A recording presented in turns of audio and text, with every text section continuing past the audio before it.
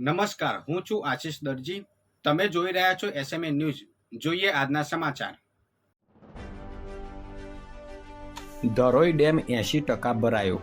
જળ સપાટી 616 ફૂટ પહોંચી.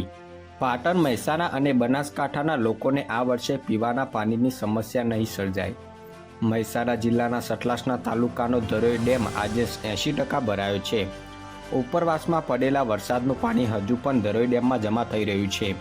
ડેમમાં પાણીની આવક થતાં હવે આગામી વર્ષ પીવાના પાણીની સમસ્યા નહીં સર્જાય.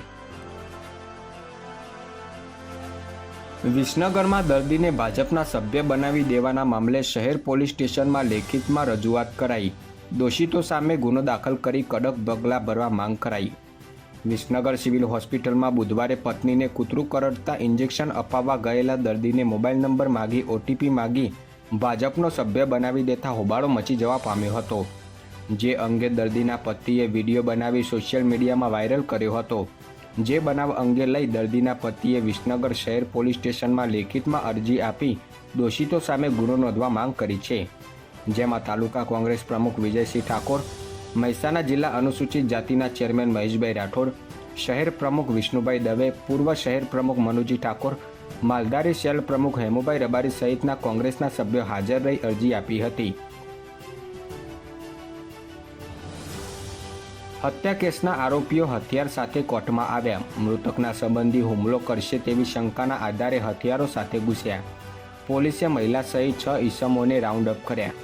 દોઢેક વર્ષ અગાઉ ગાંધીનગરના કલોલના શખ્સના થયેલા મર્ડરના ગુનામાં મુદત ભરવા આવેલા દેવી પૂજક સમાજના મહિલા સહિત 6 ઈસમો ઘાતકી હથિયારો સાથે પહોંચી ગયા હતા. સામે પક્ષના લોકો હુમલો કરશે એવી શંકાના આધારે આરોપીઓ પૂર્વ તૈયારીના ભાગરૂપે છરી જેવા હથિયારો લઈને કોર્ટમાં રૂમની બહાર સુધી પહોંચી ગયા હતા. જે દરમિયાન કોઈએ રૂમાલ ખંખેરતા અચાનક થેલીમાંથી હથિયાર નીચે પડ્યું હતું. આ જોઈને ફરજ પરની પોલીસે તાત્કાલિક આરોપીઓને રાઉન્ડ અપ કરી સેક્ટર 7 પોલીસને બોલાવી લીધી હતી. કોંગ્રેસના નેતા રાહુલ ગાંધી સામે ભાજપના નેતા સહિતનાઓએ કરેલા આક્ષેપો અને ખરાબ ટિપ્પણી મામલે પાટણમાં કોંગ્રેસે રેલી યોજી આવેદનપત્ર પાઠવ્યું. કોંગ્રેસના નેતા રાહુલ ગાંધી સામે ભાજપના નેતા સહિતનાઓએ કરેલી વિવાદિત ટિપ્પણી મામલે કોંગ્રેસના કાર્યકરોમાં રોષ ભભૂક્યો છે.